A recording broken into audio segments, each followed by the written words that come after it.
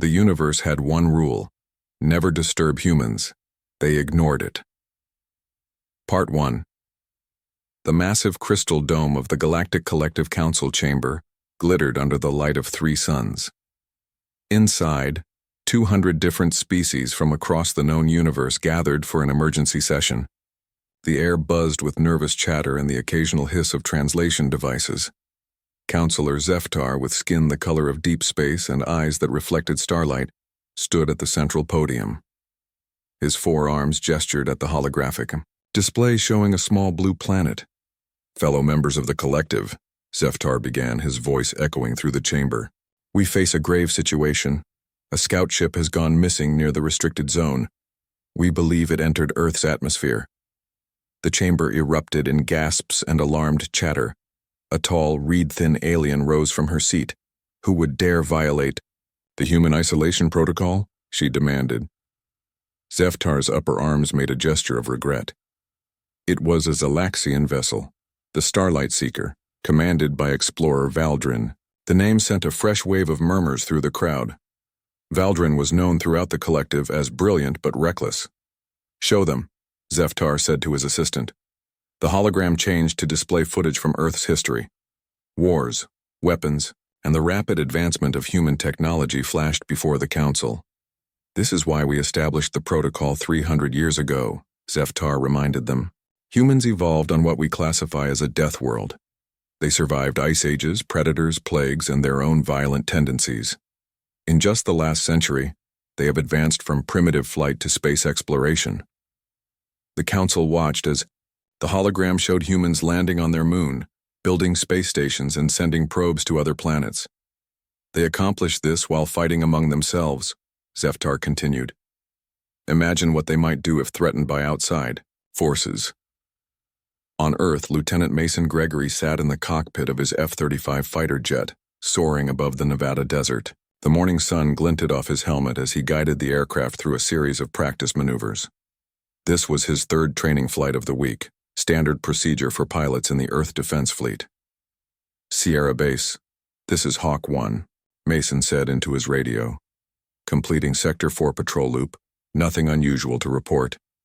"Copy that, Hawk 1, the voice of his commanding officer, Colonel Patricia Rivera, replied.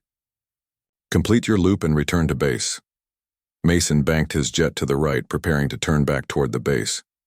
The desert stretched out below him, vast and empty. He loved these moments of solitude in the sky, just him and the machine, free from the complications of life on the ground. His radar screen suddenly beeped. Mason frowned, tapping the display. "Sierra Base, I'm picking up something unusual," he reported. "Unidentified object at coordinates 37.4, 115.8. There was a pause. Before Colonel Rivera responded, "There's nothing scheduled in that area, Hawk 1. What are you seeing?" "Not sure," Mason replied, adjusting his flight path toward the anomaly. "Radar signature doesn't match any known aircraft. It's not moving like anything I've seen before." The object on his radar made impossible turns, dropping altitude and then climbing again at speeds that would crush a human pilot. "I'm going to get a visual," Mason decided, pushing his jet toward the coordinates. Far below, Dr. Olivia Westfield sat in her dust-covered pickup truck, staring at the equipment in the passenger seat. The small device, cobbled together from parts in her lab at the Arecibo Observatory, continued to emit a steady beeping. The signal was stronger now than it had been last week when she first detected it. Olivia pushed her glasses up on her nose and glanced at the map spread across her steering wheel. She'd followed the signal into the desert, ignoring the warnings from her boss, Frank Donovan, that she was chasing ghosts. "Equipment malfunction, my foot," she muttered, turning down a dirt road that seemed to lead nowhere. "Whatever this is, it's not random noise." For 6 months, Olivia had detected unusual patterns in the data from the radio telescope, patterns that suggested intelligent origin. When she'd presented her findings to Frank, he'd laughed and told her to recalibrate her equipment, so she'd taken vacation time, packed her truck with monitoring gear, and set out to find the source, herself. The signal had led her across 3 states to this remote stretch of Nevada desert. In orbit around Earth, Valdrin watched the blue planet through the viewport of his ship. His violet skin flushed with excitement as he turned to his second-in-command. "Look at it, Sorlak," he said, gesturing with one of his forehands. "A living museum of evolution. The only species in the known universe to develop space travel without outside influence." Sorlak nervously adjusted his uniform. "Captain, we shouldn't be here. The protocol exists for a reason." Valdrin waved away the concern. "The protocol is based on fear and outdated observations. Humans have advanced. They may be ready to join the collective." "The Council disagrees," Sorlak reminded him. "And the penalty for violating the protocol is irrelevant if we're right," Valdrin cut him off. "Think of the glory if we're the first to make peaceful contact. Think of the scientific value." Sorlak looked unconvinced, but said nothing, more as Valdrin instructed the ship's computer to begin descent. "Activate cloaking systems," Valdrin ordered. "Take us down near that small settlement. We'll observe up close for a few rotations before making contact." The ship's engines hummed softly as they pushed through Earth's atmosphere, invisible to most human technology. But not all. Mason's fighter jet approached the coordinates where the anomaly had appeared on his radar. The sky was clear blue, with no visual sign of another aircraft. "Sierra Base, I'm at the location but don't see any." His radar beeped again, more urgently this time. Something was directly above him, but when he looked up, there was nothing there. Then, like a ripple in the air, something began to take shape. A massive shape, larger than any aircraft he'd ever seen. It seemed to flicker in and out of visibility. "Sierra Base," Mason said, his voice tight with tension. "You need to see this." He activated his jet's camera system as the object became clearer. It was smooth and oval-shaped with no visible wings or engines. It was unlike anything built on Earth. In the Galactic Council chamber, alarms suddenly blared. A technician rushed to Zeftar's side. "The Starlight Seeker has been detected," the technician reported. "They've breached Earth's atmosphere and their cloaking system is failing." Zeftar's face darkened. "Send the emergency retrieval team immediately. We must extract them before contact is made." "It's too late," the technician said, pointing to the display. "Human military aircraft have already spotted them." Zeftar looked at the image of the human fighter jet tracking the Zelaxian ship. His worst fears were coming true. "May the stars help us all," he whispered. "They have disturbed the humans." The universe had one rule: never disturb humans. They ignored it. Part 2. Mason. Gregory gripped his fighter jet's controls tightly as he circled the strange object. His training told him to keep his distance, but his curiosity pulled him closer. The oval-shaped craft was now fully visible, its surface shimmering like oil on water. "Sierra Base, are you seeing this?" Mason asked, his voice steady despite his racing heart. "Affirmative, Hawk 1, Colonel Rivera responded. "Maintain visual. Contact but do not engage. Backup is on the way." Mason acknowledged the order but couldn't take his eyes off the alien ship. It was beautiful and terrifying at the same time. As he watched, the craft began to descend toward the desert floor. "Sierra Base, the object is landing." "I repeat, the object is landing approximately 20 miles northwest of base." Inside the Starlight Seeker, alarms blared as Valdrin rushed to the control panel. His four hands moved quickly across the glowing symbols. "The cloaking system has failed completely," he announced. "We've been spotted."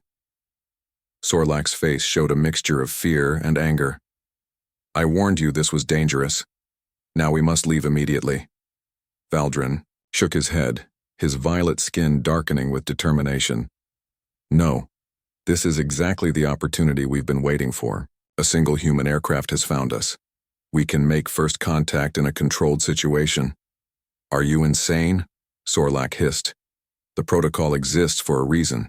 These humans are unpredictable and dangerous." "They're curious, just like us," Valdrin insisted. "Look how the aircraft circles us. It could attack if it wanted to, but it doesn't.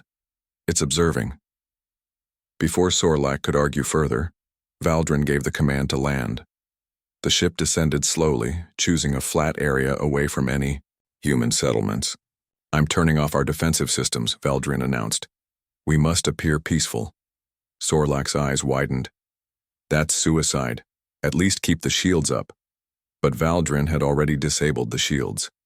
Trust me, friend. This will be the most important day in collective history.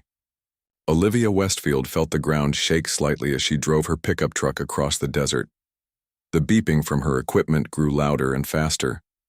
She was close to the source of the signal. As she crested a small hill, she saw it, a large, oval object hovering above the desert floor. It was slowly descending, kicking up dust as it neared the ground. Olivia stopped her truck and grabbed her binoculars. "I knew it," she whispered, her hands shaking with excitement. "I knew I wasn't crazy." Through the binoculars, she could see the craft clearly. It was unlike any aircraft she had ever seen, with no visible engines or wings. As she watched, it gently touched down on the desert floor. Olivia grabbed her camera and started taking pictures. Then she noticed something else, a fighter jet circling above. The military had found it too. In the Galactic Collective Council chamber, chaos erupted, as live images from the Starlight Seeker were displayed on the main screen. Council members shouted over each other as Zeftar tried to restore order. "The emergency retrieval team is still 30 minutes from Earth," a technician reported. "Valdrin has landed the ship and disabled all defensive systems." Zeftar slammed his fist on the podium. "That fool will get himself killed and potentially start an interstellar war." An older council member, Tiansu, approached Zeftar. Her species was known for their calm wisdom. "Perhaps we should trust Valdrin," she suggested. "He may be reckless, but he is not stupid. If any species in the collective can make peaceful first contact with humans, it is the Zelaxians." "It's too risky," Zeftar argued. "You know what humans did to the last observation team that was discovered." Tiansu nodded solemnly. "That was over a century ago. Humans have evolved since then." "Not enough," Zeftar replied grimly. Mason watched as the craft landed on the desert floor. He circled above, maintaining visual contact as ordered. 3 more fighter jets appeared on his radar. The backup Colonel Rivera had promised. "Hawk 1, this is Eagle Squad," a new voice said over the radio. "We have visual on the unidentified craft. What's your status?" "All quiet so far," Mason reported. "The object has landed but shows no signs of hostile action." "Roger that. Maintain position. Ground units are en route." Mason continued to circle, now with the other jets forming a perimeter around the area. He noticed a small pickup truck parked on a nearby hill. Someone was watching from there too. "Sierra Base, be advised there's a civilian vehicle near the landing site." "Understood, Hawk 1.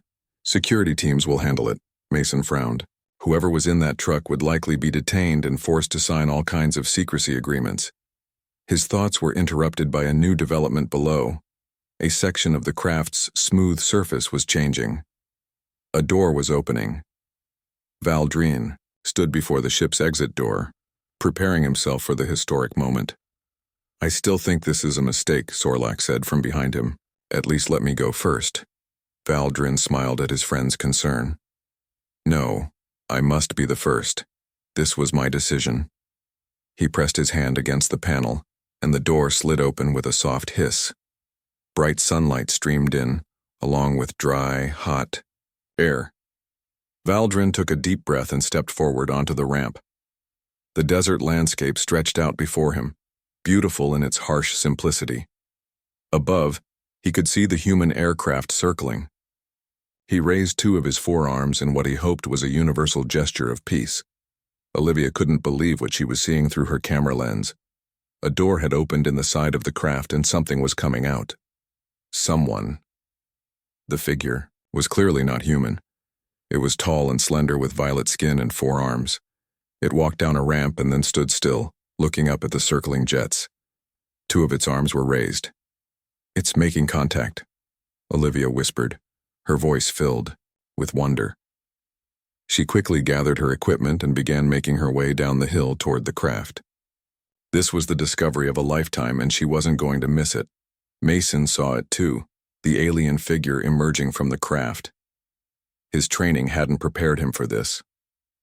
No one's had. "Sierra Base," he reported, his voice tight. We have a visitor." Humanoid, but definitely not human. 4 arms, unusual skin color. It appears to be making peaceful gestures. There was a long pause before Colonel Rivera responded. Hawk 1, your new orders are to neutralize the potential threat. The object may deploy unknown weapons. Take it down now. Mason hesitated, his finger hovering over the weapon systems. Sierra Base, request confirmation of that order. The visitor is not showing any signs of hostility. That is a direct order, Lieutenant Gregory. Fire. Now. Mason looked down at the alien figure, still standing with arms raised in what seemed like peace. Then he noticed the human running toward the craft, the civilian from the truck. He made his decision and pressed the button. Missiles streaked from his jet toward the alien craft. The universe had one rule. They had broken it. And now everyone would face the consequences. The universe had one rule: never disturb humans. They ignored it. Part 3 Valdrin saw the missiles launch from the human aircraft. In that moment, he understood why the protocol existed. His forearms dropped to his sides as he watched death approach. But the missiles didn't hit the ship directly. Instead, they struck the ground near the craft, sending shockwaves that knocked Valdrin off his feet. Warning shots. Mason pulled his jet into a steep climb after firing. He had deliberately aimed the missiles to miss the alien and the craft. He couldn't bring himself to kill what appeared to be a peaceful visitor, regardless of his orders. Sierra Base, this is Hawk 1, he reported. Warning shots delivered, no direct hit on the craft or the visitor. That was not the order, Lieutenant. Colonel Rivera's voice was cold with anger. Return to base immediately. You are relieved of duty. Mason knew he had just ended his career, but he didn't regret his decision. As he banked his jet toward the base, he saw the other fighters moving in to take his place. He hoped they would show the same restraint. On the desert floor, Olivia ducked as the explosions sent sand and dust into the air. She had seen the missiles deliberately miss the alien ship. When the dust settled, she continued forward, determined to reach the craft before the military ground units arrived. The alien figure was picking itself up from the ground, looking up at the circling aircraft with what seemed like confusion. It didn't run back to the safety of its ship. Instead, it stood its ground. Olivia approached slowly, her hands raised to show she carried no weapons. The alien noticed her and turned to face her. Its face had features similar to a human: eyes, a mouth, a nose-like structure, but arranged differently. Its violet skin shimmered in the sunlight. "Hello?" Olivia said, her voice shaking slightly. "I'm not here to hurt you." The alien tilted its head, studying her. Then it spoke, the sounds unlike any language Olivia had ever heard. It raised one hand and pointed to itself. "Valdrin," it said, the word clear despite the alien accent. Olivia pointed to herself. Olivia, in the Galactic Council chamber, the members watched in horror as the human missiles exploded near the Starlight Seeker. Many rose to their feet, crying out in alarm. But Zeftar raised all 4 of his arms for silence when he saw what happened. Next, the human aircraft deliberately missed, he observed. And now another human approaches on foot. The pilot disobeyed orders, a technician reported, monitoring Earth's military communications. They wanted him to destroy the ship. Tiansu stepped forward. "This proves what I've said. Humans have evolved. Some of them seek peaceful contact, or this human is simply gathering intelligence before they strike," another council member argued. Zeftar studied the images. "The retrieval team has entered Earth's atmosphere. They will reach Valdrin's position in 10 minutes. Let us hope that's soon enough." On Earth, military vehicles raced across the desert toward the landing site. Inside the lead vehicle, Colonel Patricia Rivera looked at the real-time drone footage on her tablet. She could see a civilian woman talking to the alien. "Faster," she, ordered the driver. "We need to secure that site immediately." In the passenger seat, Dr. Alan Price, the military's top xenobiologist, could barely contain his excitement.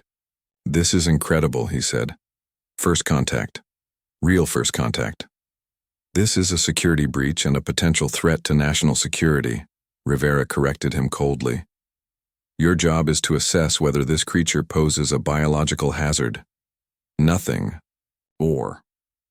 Price nodded, but his mind was racing with questions he wanted to ask the alien visitor. At the landing site, Olivia and Valdrin were attempting basic communication through gestures.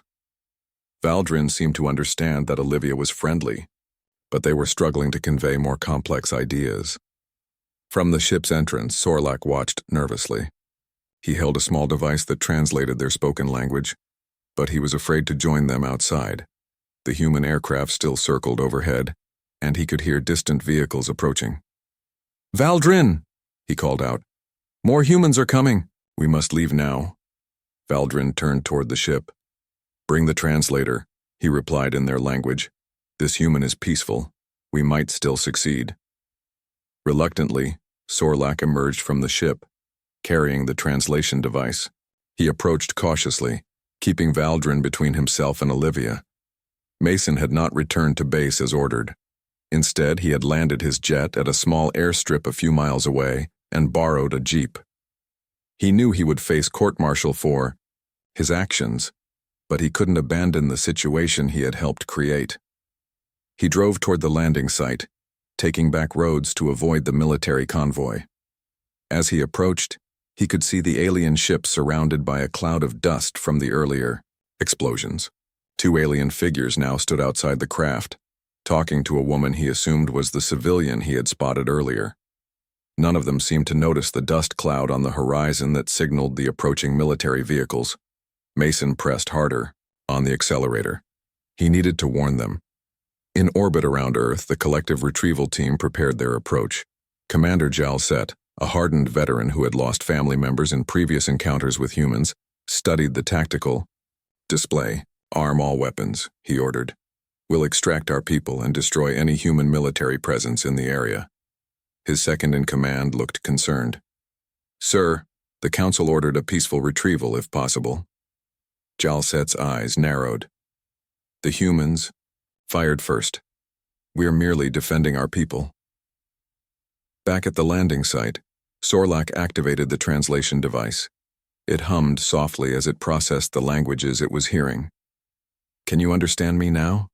Valdrin asked, his words converted. To English by the device, Olivia's eyes widened. Yes, I can understand you. We come in peace," Valdrin said, using the phrase he had learned from monitoring human broadcasts. "We wish to establish contact between our peoples." "Who are you?" Olivia asked. "Where do you come from?" "We are Zalaxians, from a planet you call HD 4307G, Valdrin explained. "We are part of the Galactic Collective, an alliance of spacefaring species. Why haven't you contacted us before?"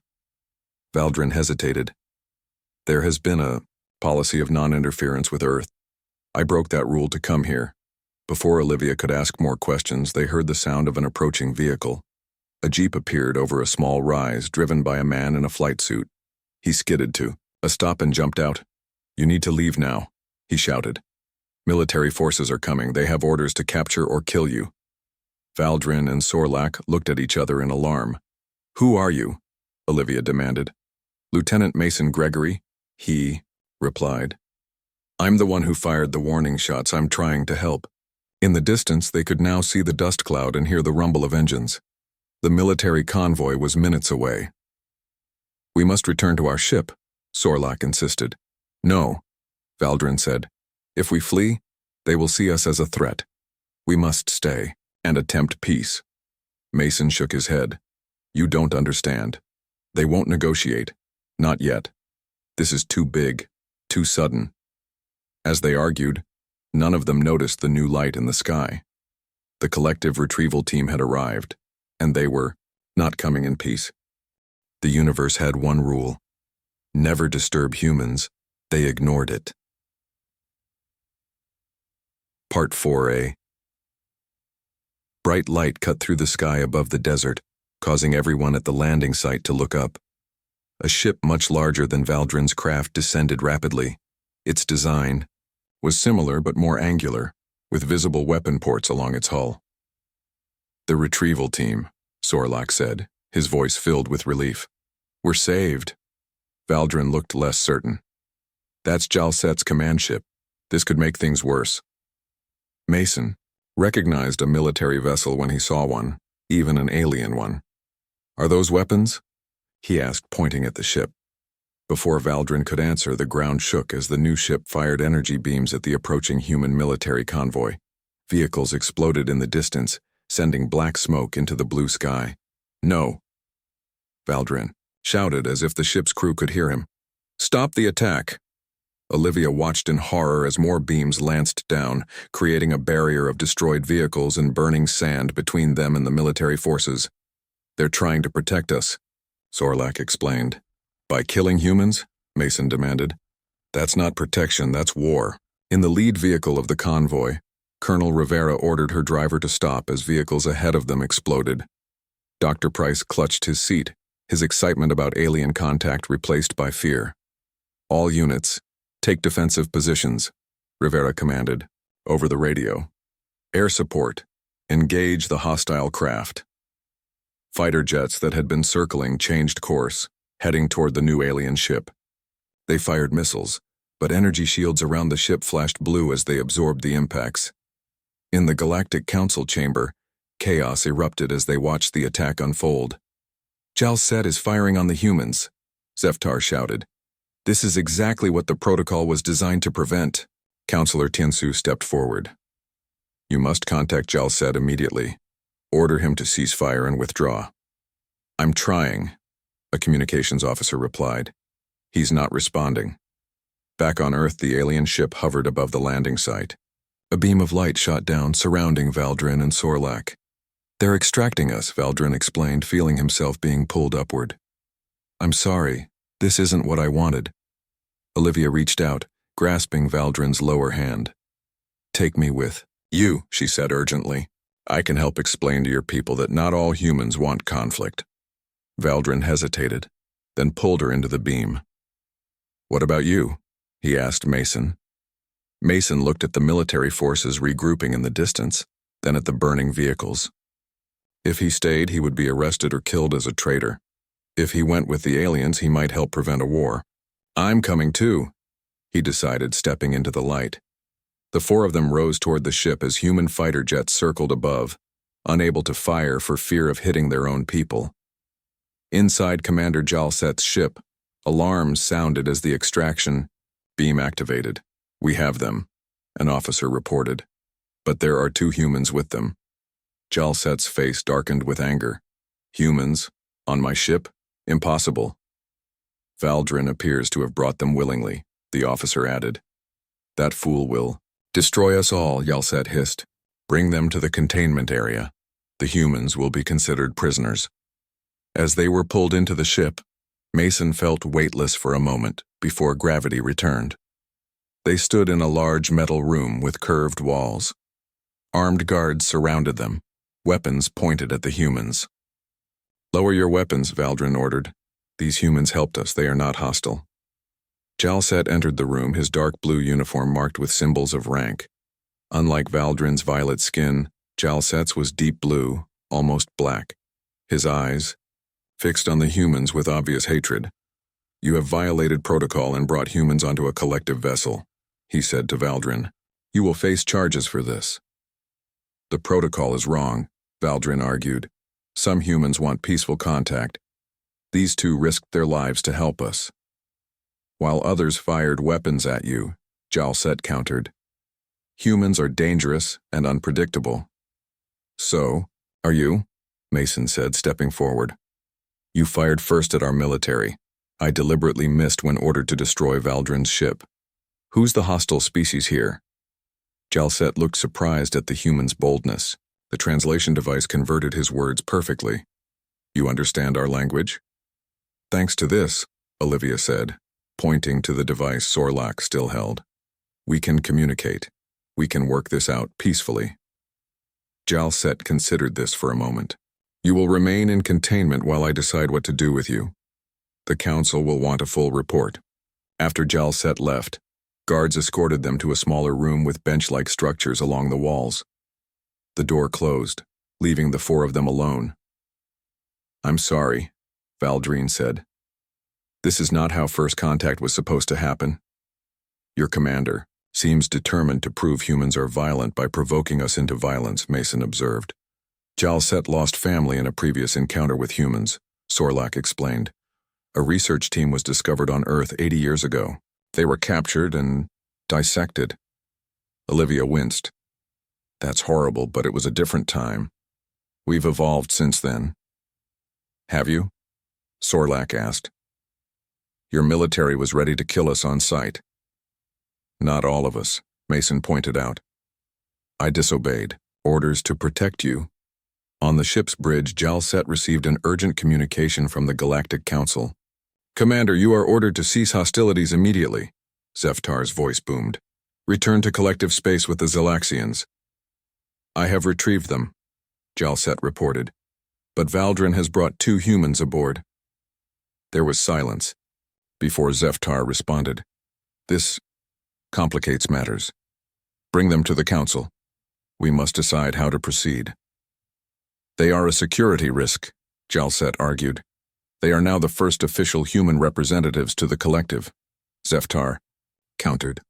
Treat them accordingly. On Earth, Colonel Rivera surveyed the destruction. 5 vehicles destroyed, 3 soldiers injured, but miraculously no deaths. The alien ships had vanished, along with the civilian woman and Lieutenant Gregory. What? Do we tell headquarters? Dr. Price asked, still shaken. Rivera looked at the empty sky. The truth. Earth has made first contact with an alien species, and they've taken 2 of our people.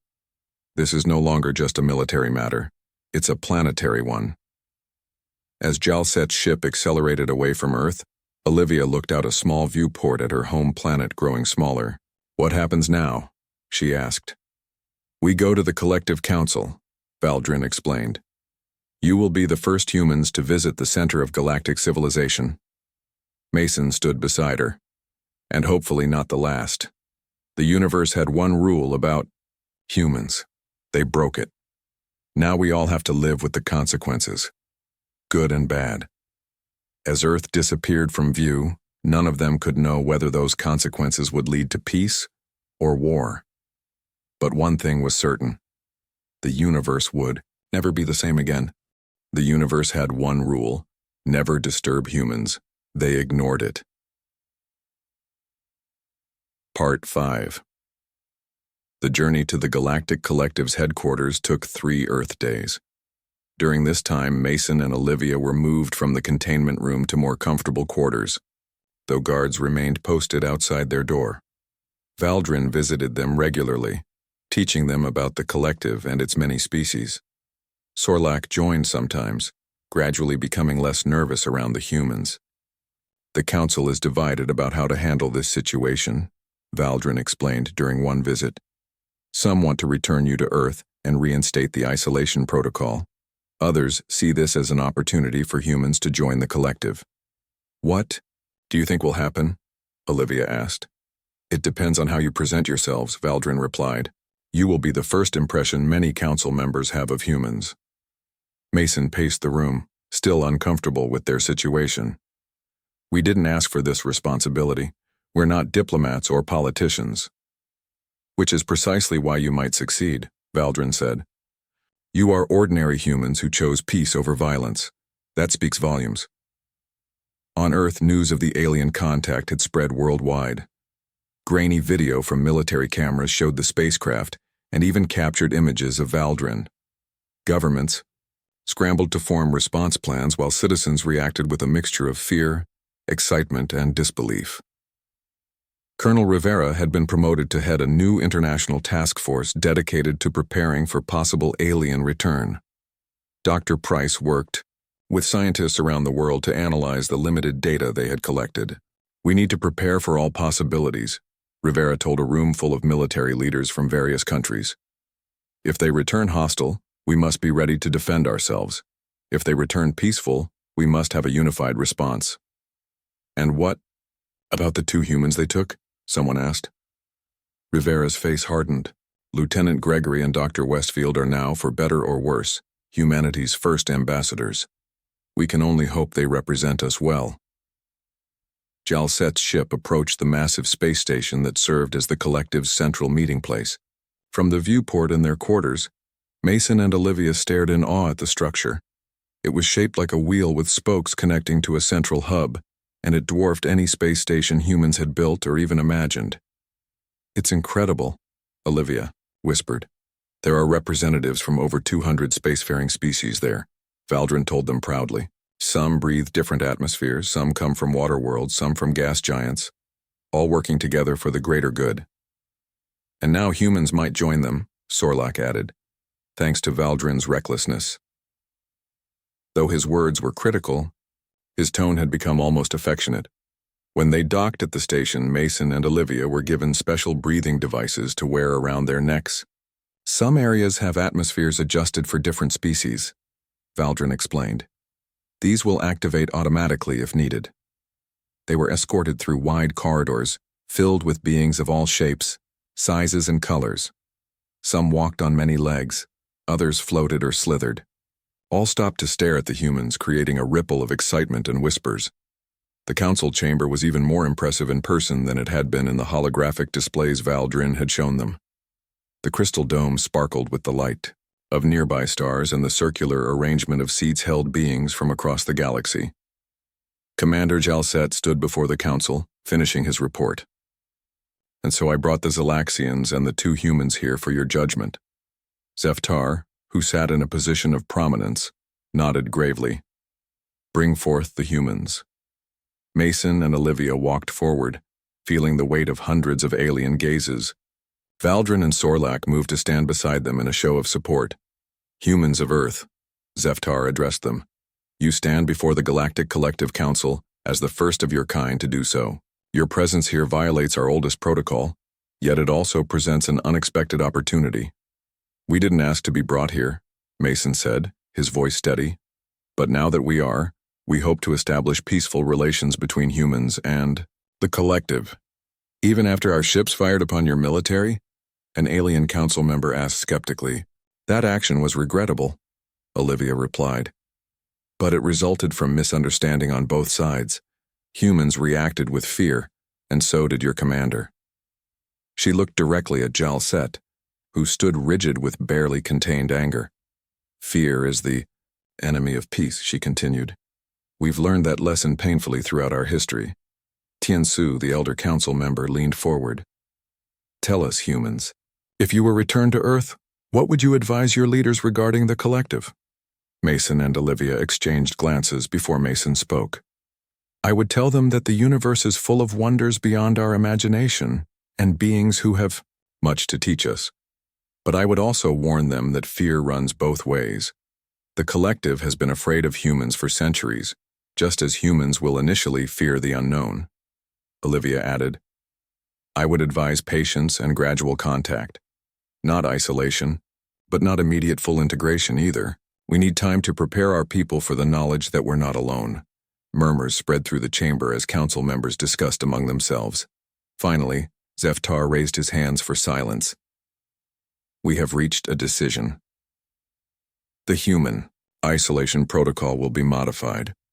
Earth will be designated as a protected developing world, with controlled cultural and scientific exchanges. Valdrin, despite his reckless actions, has opened a door that cannot be closed again." Valdrin's face brightened with vindication, while Jalset looked away in disgust. "These two humans will be returned to Earth as our first official emissaries, along with a small delegation to meet with Earth's leaders. A gradual introduction process will begin, allowing humans time to adjust to their new place in the galactic community." Mason felt a wave of relief. Not isolation, not invasion, but a middle path that might lead to peace. 1 week later, a small collective ship descended through Earth's atmosphere. Unlike the previous landings, this one was expected and welcomed. Mason and Olivia stood alongside Valdrin and 3 other collective representatives as they landed on a specially prepared site near the United Nations headquarters. A delegation of Earth's leaders waited to greet them, faces showing a mixture of anxiety and hope. Colonel Rivera stood among them, still wary but willing to listen. As the ship's door opened, Olivia turned to Valdrin. "The universe had one rule about humans," she said with a smile. "I'm glad you broke it." Valdrin nodded, his 4 hands adjusting, his formal robes. Sometimes rules exist to be challenged, especially rules born of fear rather than wisdom. They stepped forward together into the sunlight, ready to build a bridge between Earth and the stars. The path ahead would not be easy. Centuries of isolation couldn't be overcome in a day, but it had begun with one reckless explorer who dared to ask, what if? Behind them, in the vastness of space, the collective watched and waited to see if humans would prove themselves worthy of the stars, or if the old fears had been justified all along. Only time would tell, but for now, hope shone brighter than fear. The universe had one rule. They ignored it. And perhaps, just perhaps, the universe would be better for it.